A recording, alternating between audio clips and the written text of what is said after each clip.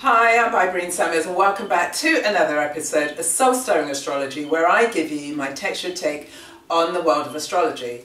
Well, in 5 days' time, on the 17th of March, there is a new moon that takes place in Pisces. And the new moon forms a tight conjunction with Chiron. So we have the moon, sun and Chiron conjuncting, as well as it's being joined by Neptune, which is the planet that rules Pisces. And as I've mentioned in previous episodes, we're still in Pisces season, so there's an absence of air. So there's this deep reliance on instincts, intuition, and being able to read the zeitgeist and pick up what's being filtered back to you. So the new moon is in the part of the house that's really about your personal identity, your core identity, yourself, i.e. the first house. Now there are 4 out of the 5 personal planets that are in the lower houses, that's from 1 to 6.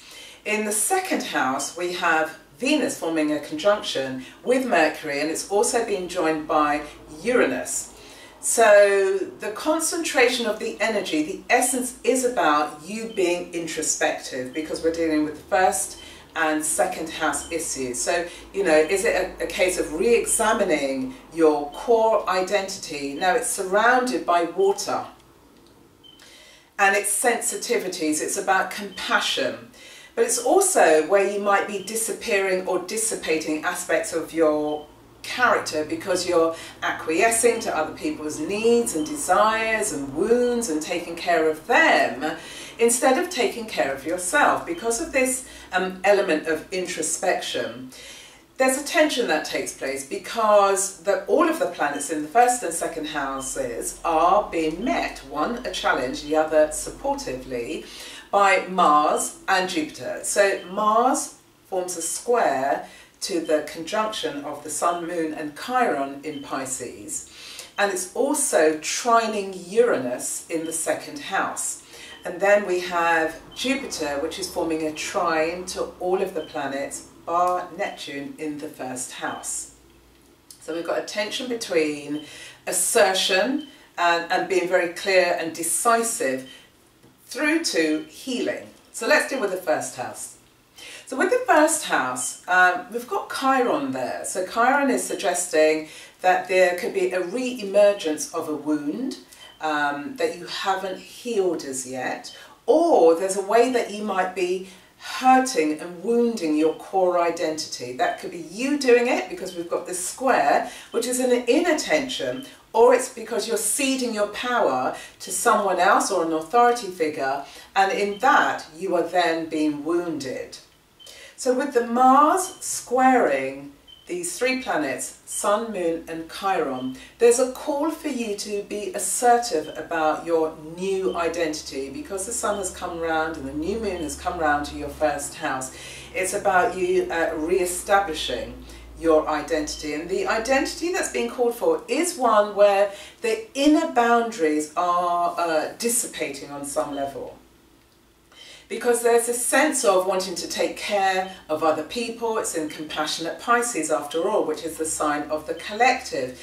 But because we've got this energy of introspection, it's about how you bring all of that back into yourself. Because what can happen is that there's a tendency to be serving other people.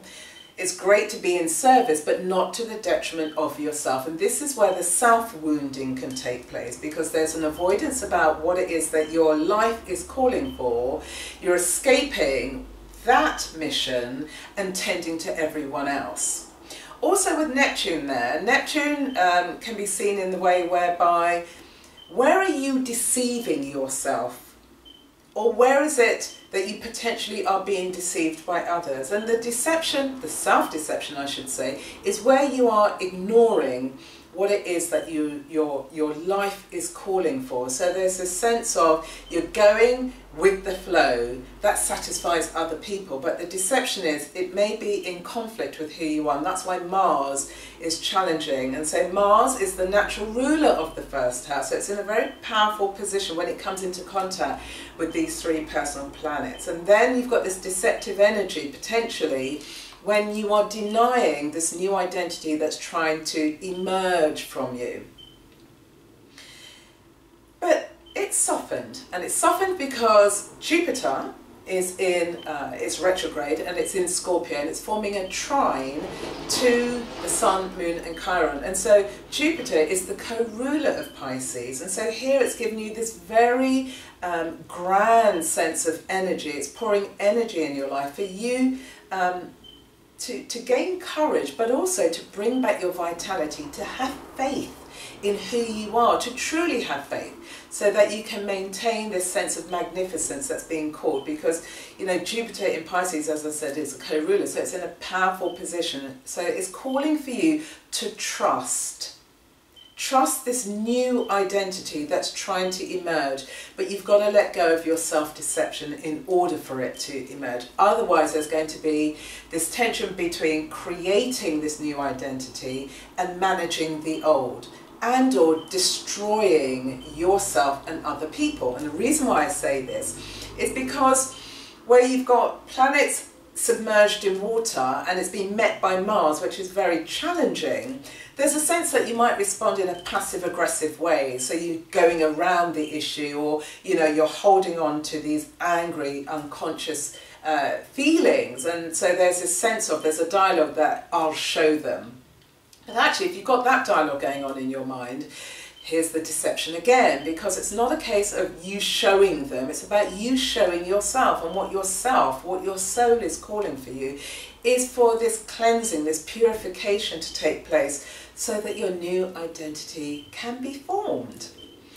So Mars is forming, as I said, a trine to Uranus. But before we get to that, we've got a conjunction with Mercury and Venus in the second house. So Venus is powerful here because she's in the house that she naturally rules, which will be the house of Taurus. And so where you've got Venus and Mercury, Venus is about establishing your values and bringing this sense of beauty, and it's with Mercury, so it's a very commercial aspect that's going on. So here it's looking at what is it that you value in terms of your skills that you could sell or enter into some type of business with. And it's about the communication, the articulation of these values that are so meaningful to you. And then it's joined by Mars, which is forming the trine to Uranus. And Mars wants to take action, and Uranus is about your individuality. Where are you unique and distinctive around your core skill set?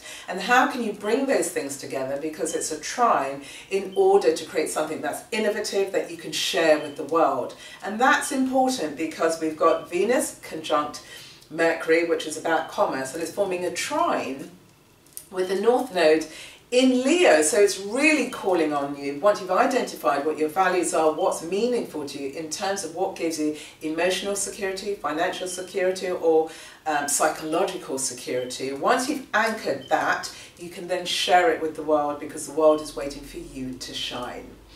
So that's this new moon taking place in Pisces, calling for this sensitivity to yourself first. Then you can be in service of other people. And the reason why you can be in service is because the opposition to Pisces is Virgo, and that is a sign of service. So that's it, beautiful people. That brings me to the quote of the day. And the quote of the day comes from Buddha. It reminds me of my days of being a practicing Buddhist. And what Buddha said is that our sorrows and our wounds are healed when we touch them with compassion. And so this new moon is calling on you to be compassionate with yourself first. It's in your first house. This is you, your identity. Be introspective about that. And what can help you with the introspection is this aspect between Saturn and Neptune. So Saturn is sextile in Neptune, so it's calling for you to be focused, to focus and steady your mind in order to think about this new identity, in order to assess what skill set you have, in order to be innovative about them, and then to share them with the world. And that brings me to the question of the day. And the question of the day is this: where in your life do you need to be more courageous? So as always, beautiful people, put your comments, answers, say hello to me in the comment box below. You know I like to jam with you. Feel free to share this with anybody in your network who you feel could benefit from it. And you can like and subscribe to my channel. So until then, I wish you a wonderful new moon. It's a new moon, which means new beginnings. What's the new identity that you're going to call forth into your life? Answer your soul's calling. And so until then, I will see you on the next episode. Bye.